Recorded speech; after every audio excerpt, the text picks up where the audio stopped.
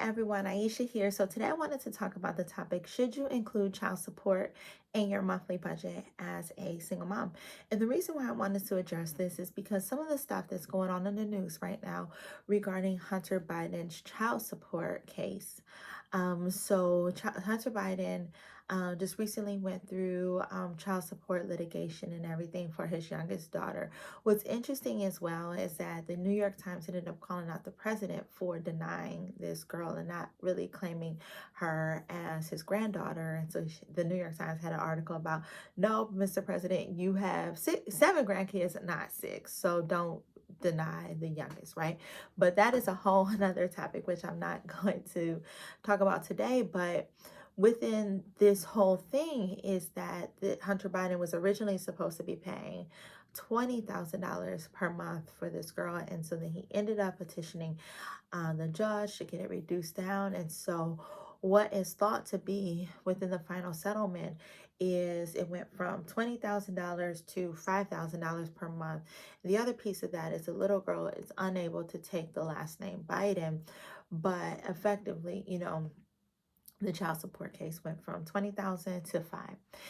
And I thought that this was an important teachable moment for single moms, specifically about how do you treat child support within your budget.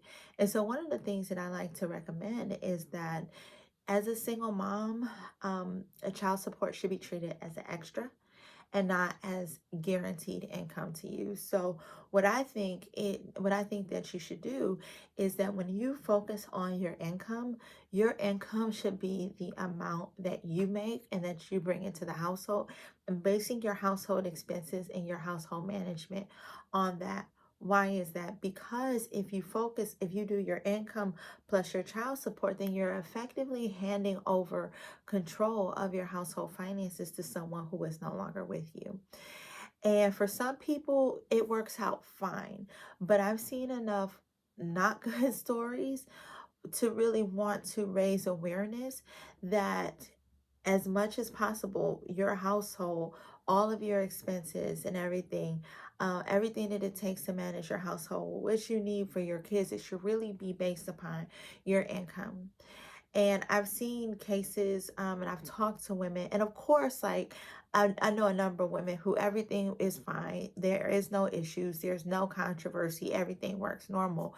But I know of enough stories, I've talked to enough women where there have been problems that I wanted to caution you about this when you're creating your budget.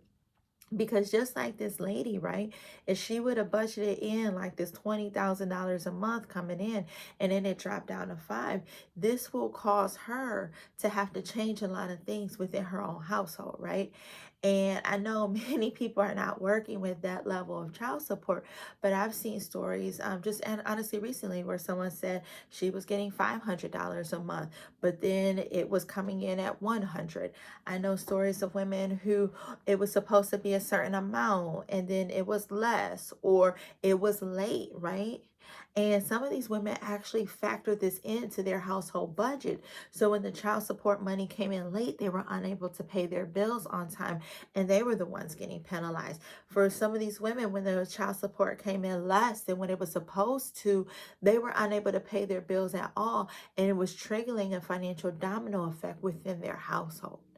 And this is why I say factor it in as extra, right? So that way your household isn't being disrupted if your household finances are being disrupted, if it comes in short, if it comes in late, if it doesn't come in at all, you are still good, right?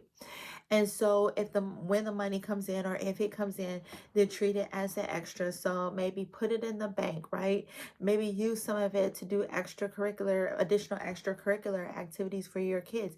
Depending on the amount, you might be able to send your kids to private school. Who knows, right? But what you don't want to do, or you can save it up and give it to your kids when they get older, and then allow them to, start debt-free adulthood, right? Who knows what that could look like.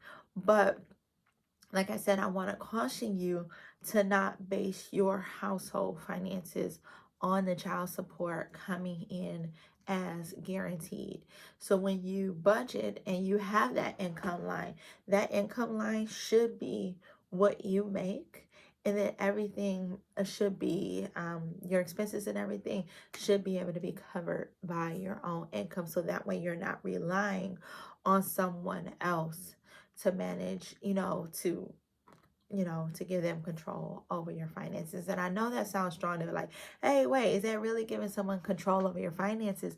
Well, if you can't maintain your household without that other person contributing, that is giving that person financial control. They could send you into financial ruin just by not paying on time or paying at all. And that is control. And you don't want that to be the case for your household. Again, if everything's good for you, then that's a good thing, right? But I'm just seeing a number of stories where it was not, that I think that it's important for single moms to really consider how they manage their budget and making sure that that amount is really treated as an extra and not as an essential for their personal finances. And so I talk about this a lot more, as well as personal finances in general for single moms. I'm over in my book, Navigating the Impossible, a survival guide for single moms from pregnancy through the first year of motherhood. Again, that is Navigating the Impossible, a survival guide for single moms from pregnancy through the first year of motherhood. And that is on Amazon. And I literally walk you through step by step by step by step on building a financial plan as a single mom. So make sure you get that book. Make sure you grab that book.